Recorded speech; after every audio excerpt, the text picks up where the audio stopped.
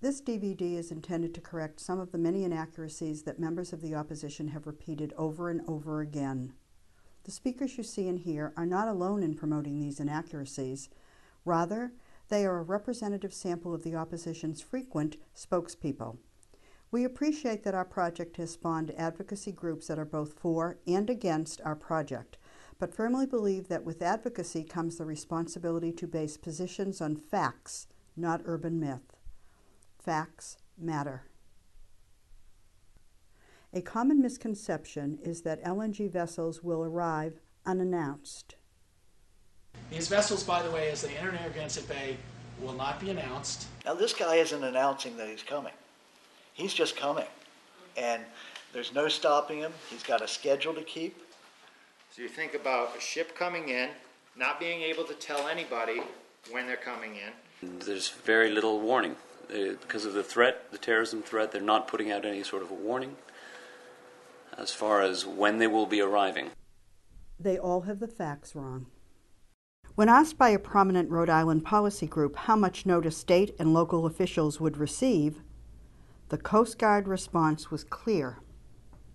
As is our current practice for LPG vessel arrivals, the Coast Guard will notify our federal, state, and local stakeholder officials of LNG deliveries as we become aware of the arrival schedule, which is at least 96 hours before each vessel's arrival.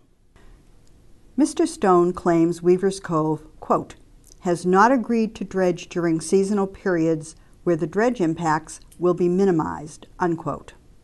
The company has not agreed to dredge during seasonal periods where the dredge impacts will be minimized. The company is pressing ahead with their proposal to dredge 12 months, year in, year out, over a 2-year period. Mr. Stone's claim has no basis in fact. Weaver's Cove filed its application for the offshore berth project with the Federal Energy Regulatory Commission, FERC, on January 30th, 2009.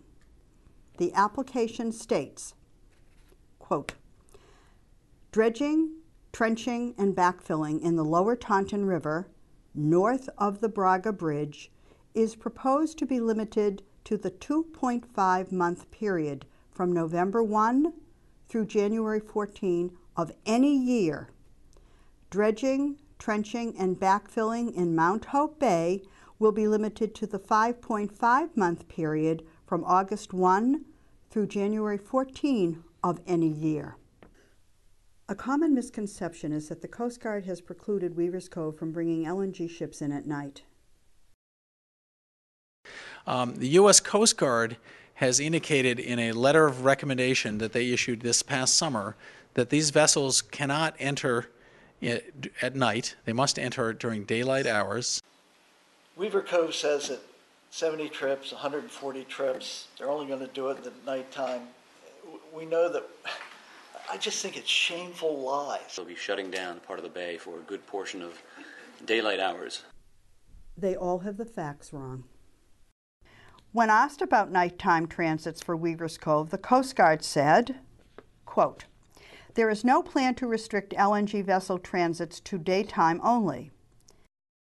A common misconception is that the Coast Guard will apply an exclusion zone to all LNG ships. The thing is, the Coast Guard, in force today in Narragansett Bay, has a security regime around to protect hazardous cargoes. Providence has a liquefied propane terminal, and we receive 4 to 6 vessels a year of liquefied propane. The Coast Guard enforces a exclusion zone around these vessels, and that exclusion zone will be applied to these LNG tankers. Again, because of the threat that we've talked about, a federal exclusion zone was created. A federal exclusion zone. And then this security zone in a post 9/11 world was instituted to mandate that that area remain free and clear of vessels. Now, there has been a suggestion by the industry that some vessels, and the only exception here has been to some naval vessels over time, but they like to lay claim that any boats would be involved. That cannot happen. They all have the facts wrong. When asked about safety and security zones, the Coast Guard stated, quote, "Federal regulations for Narragansett Bay at 33 CFR 165.121 require a security zone of 2 miles ahead, 1 mile astern, and 1,000 yards on either side of a high-interest vessel, which includes LNG tankers. But security zones are not necessarily exclusion zones, and vessels may transit within a security zone or continue business within a security zone, such as fishing or clamming, with the permission of the captain of the port." A common misconception is that Weaver's Cove will be required to hire private security forces. Failed to mention, and related to the transit of the vessels, is that it is highly likely that the U.S. Coast Guard will not be protecting these vessels. It will be a private contractor paid for by the company, Blackwater or some other entity. And Hess hasn't made it clear, Weaver Cove Energy hasn't made it clear how they're going to provide the security blanket around the ship. I've seen the security blankets around the LPG ships that come up, and currently they're Coast Guard, but they're converting that to private firms such as Blackwater. And I can just see it, you know, the guys with the hobnob boots, machine guns, and they perceive these little opties that won't get out of the way as attack opties. Well, it just doesn't work that way. They all have the facts wrong. The Coast Guard has clearly and unequivocally addressed the issue of the use of private security services. Quote, "There are no plans to require LNG vessels to hire additional security." A common misconception is that in narrow portions of the East Passage, boats will be cleared out of the bay. And the narrow parts of the East Passage are less than a mile wide. So basically all boats will be cleared out of the bay, stand down where they are, move to the shore, and wait for these vessels to pass. The harbors of Newport, Jamestown, and Bristol will be closed, as well as all the facilities up and down the west side of Aquidneck Island. Having ridden the one into Boston, having witnessed it, and even some familiar with propane ships coming in, all of this is maintained and clear, free and clear of people. They'll be shutting down part of the bay. They all have the facts wrong. As shown in this aerial photo, the narrowest portion of the LNG transit route through the East Passage near Castle Hill is approximately 0.6 miles wide. This photo shows an LNG ship transiting Boston Harbor during the summer of 2009. The photo was taken from the shoreline near Logan Airport looking south across Boston Harbor. At this location, the harbor is actually narrower than the Castle Hill segment of the East Passage shown in the prior photo. Despite Mr. Stone's sensational claims about what would happen in Narragansett Bay, no such scenario occurs in Boston Harbor. Mr. Stone suggests bridge closures will cause up to a 40-minute delay. The last thing I'd mention is that the Rhode Island Turnpike and Bridge Authority operates the Pell Bridge here and the Mount Hope Bridge here. And the authority has said, they stated this publicly last week up on Smith Hill, the Capitol, that they will close the bridges for the transit of these vessels for safety reasons. So that is to say, both bridges will be closed at least 70 times, more likely 140 times a year, for 30 to 40 minutes. Mr. Stone is again playing to urban myth. There is absolutely no factual evidence supporting the claim that the bridges will be closed for up to 40 minutes.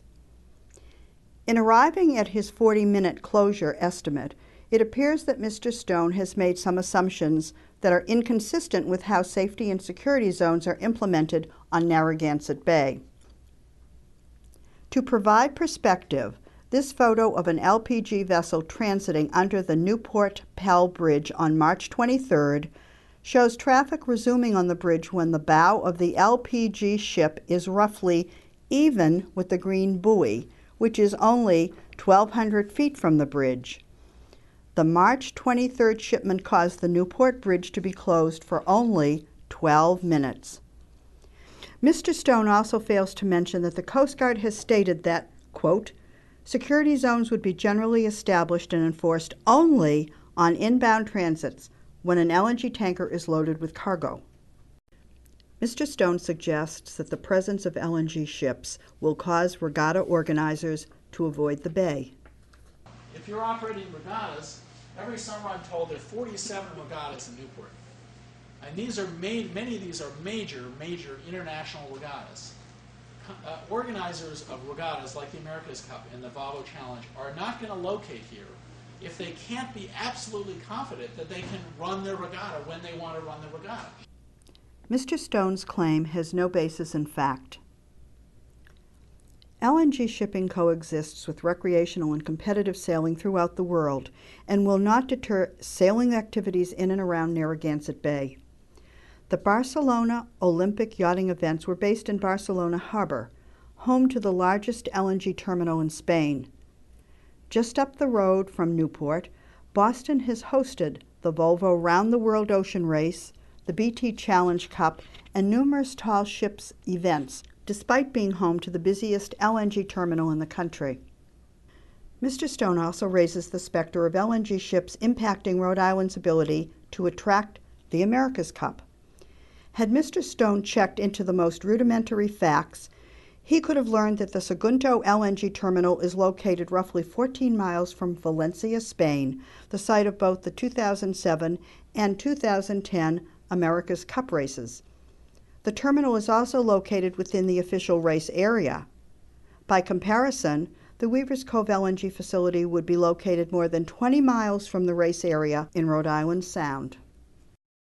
Mr. Stone speculates that LNG will reduce Newport's chances of securing the right to host the next America's Cup.